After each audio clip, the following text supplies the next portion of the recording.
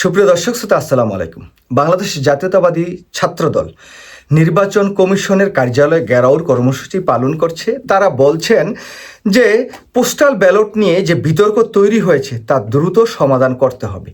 এই দ্রুত সমাধান করতে বলে আবার নির্বাচন কমিশনের সামনে তারা মিছিল, মিটিং, স্লোগান করছেন, ঘেরাও কর্মসূচি পালন করছেন। সরকারের পক্ষ থেকে সেনাবাহিনী নিয়োগ করা হয়েছে। এই যে ছাত্রদল দিয়ে বিএনপি যে কাজটি করাচ্ছেন, এই কাজটির মধ্য দিয়ে বিএনপির নির্বাচনের ভোট ব্যাপক হারে বেড়ে যাচ্ছে বলে বিএনপি হয়তো মনে করতে পারেন, কিন্তু আমি বিএনপির একজন কর্মী হিসেবে মনে করি এই কার্যক্রমটা বিএনপির জন্য হিতে বিপরীত হচ্ছে। এবং অনেক ক্ষেত্রে জনগণ বলা বলি করছেন যে বিএনপি কি ইতিমধ্যে জেনে গিয়েছে যে ফেব্রুয়ারির 12 তারিখের যে নির্বাচন, সেই নির্বাচনে বিএনপি এক প্রকার পরাজিতই হচ্ছেন। এই পরাজয় হবেন বা পরাজয় নিশ্চিত জেনেই কি ইসির কার্যালয়টি তারা ঘেরাও কর্মসূচি পালন করছেন? দেখুন, তারা ইসির বিরুদ্ধে যে অভিযোগগুলো আনছেন তার বিপক্ষে যদি কথা বলি, তাহলে হাজারো উদাহরণ বা এক্সাম্পল দাঁড়া করানো যায়, যেই এক্সাম্পলগুলো, যে উদাহরণগুলো বিএনপির বিপক্ষে যাবে। কারণ নির্বাচন কমিশনার বা কমিশন বিন্দু বিএনপিকে অনেক জায়গায় চরমভাবে ফেভার করছেন। যদি ছোট্ট একটি উদাহরণ দিই, ইতিমধ্যে 20 জন বিএনপির ক্যান্ডিডেট যারা বিভিন্ন দেশে দ্বৈত নাগরিক ছিল, কিন্তু তাদের সেই দ্বৈত নাগরিক প্রত্যাখ্যান করেছেন এমন কোনো তারা প্রুফ নির্বাচন কমিশনে দাখিল করতে পারেননি। তারপরেও তাদের নমিনেশন পেপার কিন্তু বৈধ হিসেবে ডিক্লারেশন করেছে নির্বাচন কমিশন। এখন বাংলাদেশ জাতীয়তাবাদী দল বা ছাত্রদল এই তাদের পক্ষ থেকে নির্বাচন কমিশনের যেই পোস্টাল ব্যালট নিয়ে যে বিতর্ক তৈরি হয়েছে, যেটা তারা বলতে চেয়েছেন, প্রধানত মধ্যপ্রাচ্যে একই ঠিকানায় অনেক ব্যালট যাওয়ার, মনে করেন 50-100 ব্যালট গিয়েছে।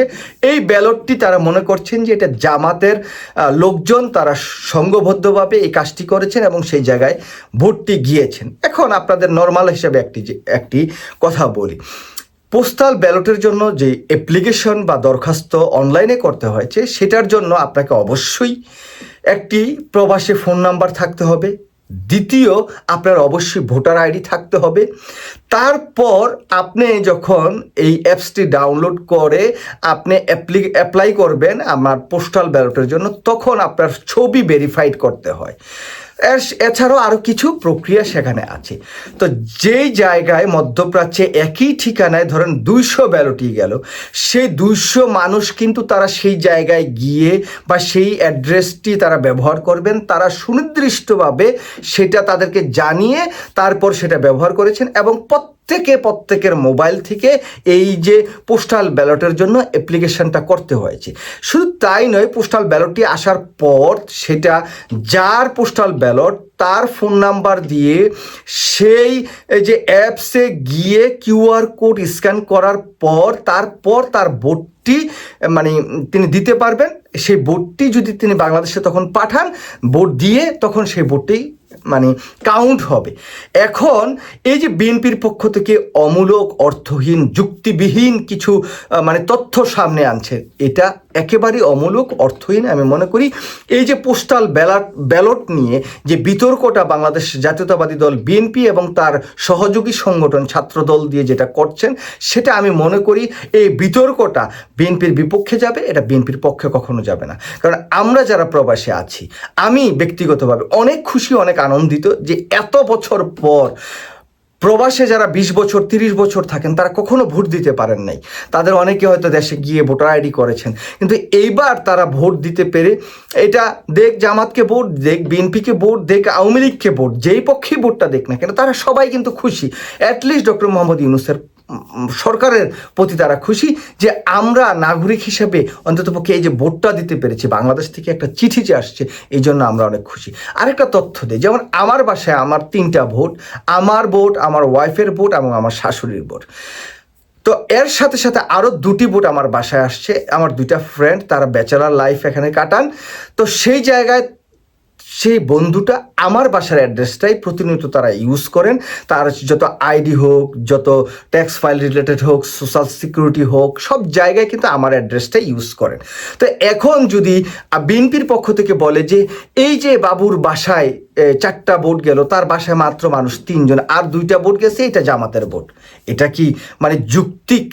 আমি কি সেই ভোটটা দিতে পারবো? আমার ফোন নাম্বার তো একটাই, এবং আমার তো সেই যে অ্যাপস দিয়ে আমার ফ্রেন্ড অ্যাপ্লিকেশন করেছে, সেই অ্যাপসটা তো আমার কাছে নাই। সুতরাং যার কাছে আছে তাকে লাগবে সেই ভোটটা কনফার্ম করার জন্য, সেই ভোটটা বাংলাদেশে পাঠানোর জন্য।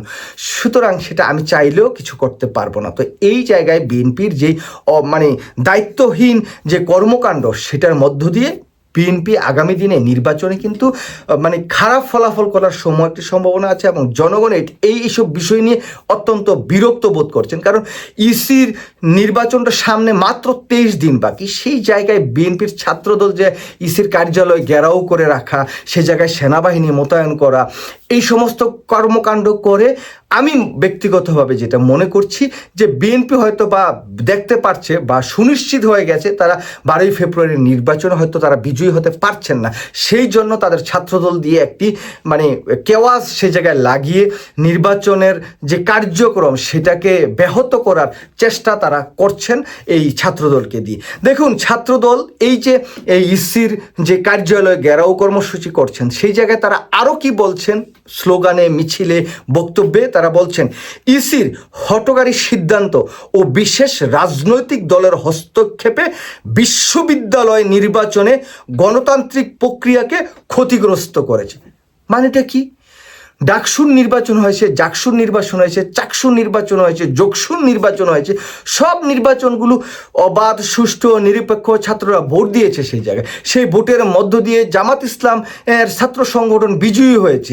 সেই জায়গায় আমার প্রিয় ছাত্র সংগঠন ছাত্রদল বিজয়ী হতে পারেনি। এটা আমাদের ব্যর্থতা, কারণ আমরা যারা সাবেক ছাত্রদল করেছি, এখন যারা ছাত্রদল করে, তারা ব্যর্থতা। তারা ছাত্রছাত্রীদেরকে ভালোভাবে বুঝাতে পারেনি, তাদের যেই রাজনৈতিক নীতি আদর্শ সেটা তারা বাস্তবায়িত ভালোভাবে করতে পারেনি, সেই জন্য তারা ফেল করেছে। এখন এটা নাকি মানে রাজনৈতিক দলের হস্তক্ষেপ ও বিশ্ববিদ্যালয়ের গণতান্ত্রিক প্রক্রিয়াকে ক্ষতিগ্রস্ত করেছে। এটা কোন দিক দিয়ে গণতান্ত্রিক প্রক্রিয়াকে ক্ষতিগ্রস্ত করলো?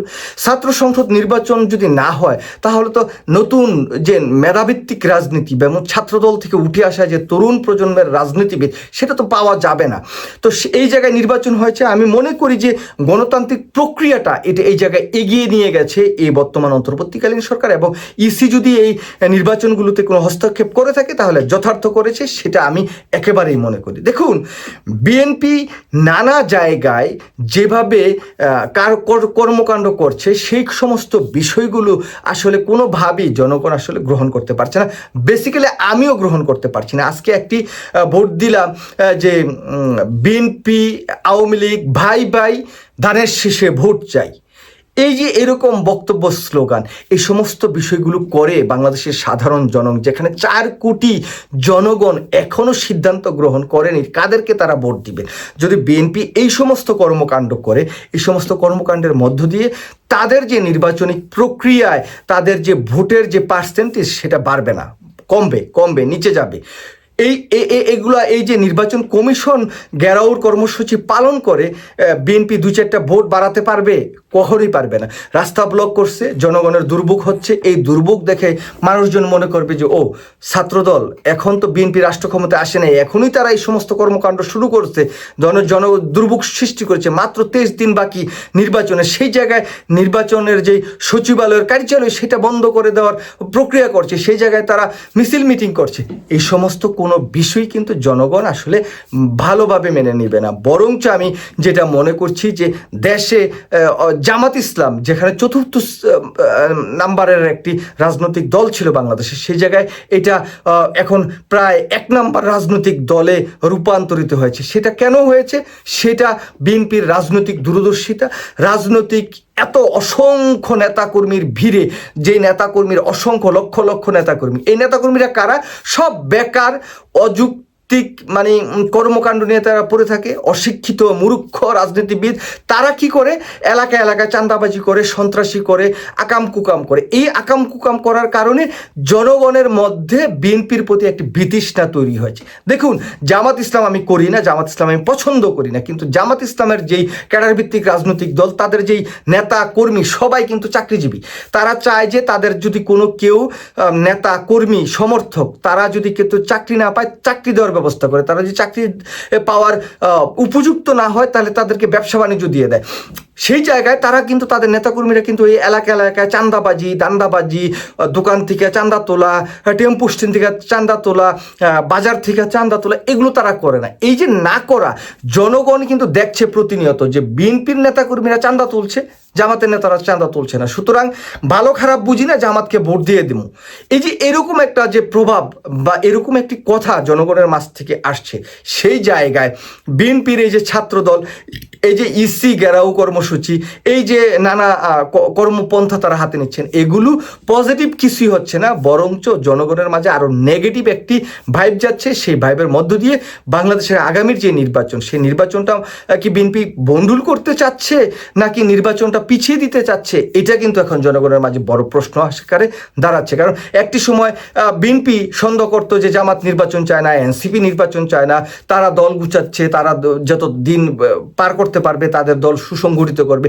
এখন দেখছি যে নির্বাচন কাছে চলে আসছে, এখন বিএনপির ছাত্রদল যে ইসির ঘেরাও, কার্যালয় ঘেরাও করছে। এই যে ইসির কার্যালয় ঘেরাও করা, এইটা আসলে কোনোভাবেই যৌক্তিক না, একটা অযৌক্তিক কার্যক্রম।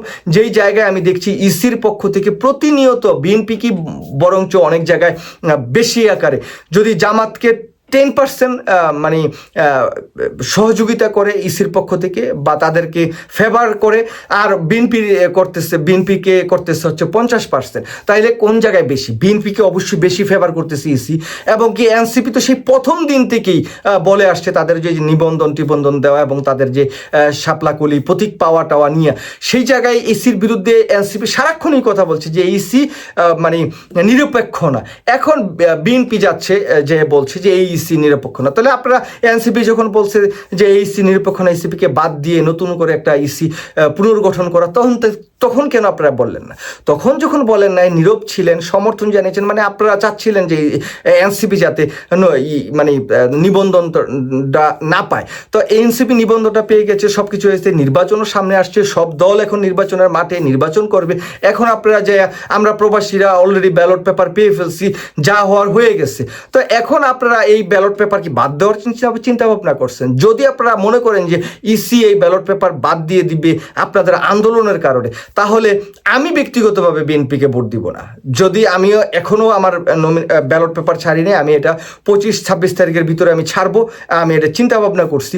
যদি বিএনপির এই সমস্ত আকাম কুকামের কারণে যদি এই প্রবাসীদের যে ব্যালট বা এই যে পোস্টাল ব্যালটের কোনো প্রকারের আঘাত আসে, তাহলে আমি অন্তত পক্ষে বিএনপির বিপক্ষে এই নির্বাচনে অ্যাটলিস্ট যাতে জনগণ ভোট দেয় সেই প্রচারণাটা আমি চালাবো।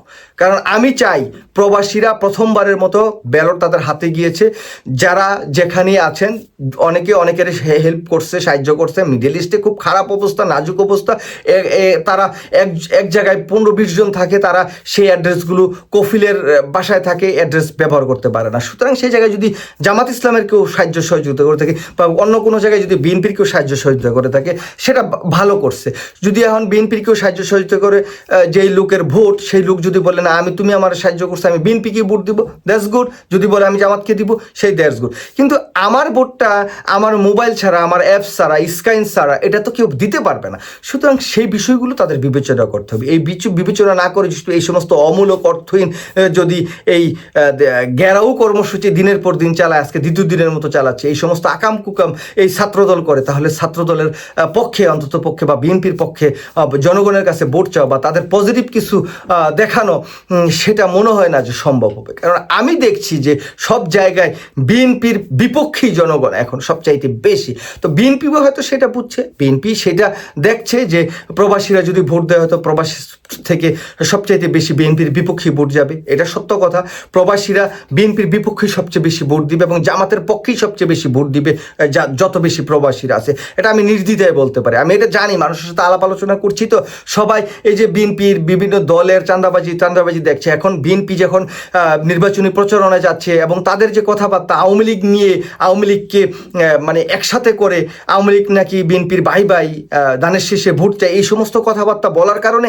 জনগণ যারা বিএনপির পক্ষে সমর্থক ছিল, সাপোর্ট ছিল, তারাও কিন্তু বলছে না রে ভাই বিএনপিকে ভোট দেবো না, বিএনপিকে যদি ভোট দেয় আবার আওয়ামী লীগ কিন্তু ফিরে আসবে, সুতরাং জামাতকেই ভোট দিব।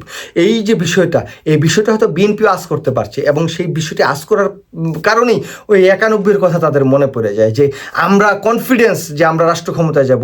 এখন মাঝ দিয়ে যদি জামাত ইসলাম প্রবাসীদের ভোটে নির্বাচনে বিজয়ী হয়ে রাষ্ট্র ক্ষমতায় চলে যায়, তাহলে তো আর আমাদের কোনো আর অবস্থা থাকে না, আমাদের চাঁদাবাজি ধান্দাবাজি সব বন্ধ হয়ে যাবে।